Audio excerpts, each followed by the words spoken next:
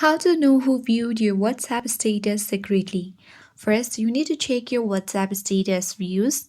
To do that, open WhatsApp, sign in, navigate to updates at bottom left corner, and make sure you have uploaded a WhatsApp status.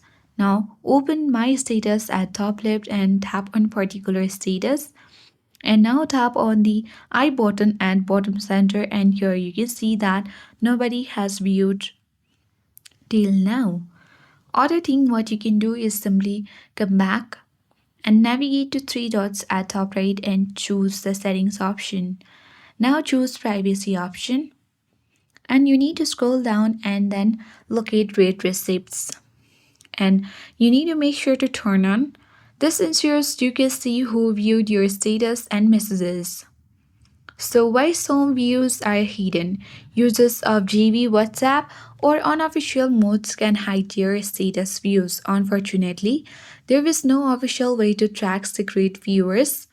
So I hope this guide was helpful. If it was, then do like, share, comment, and don't forget to subscribe. Thank you for watching and I'll see you in the next video.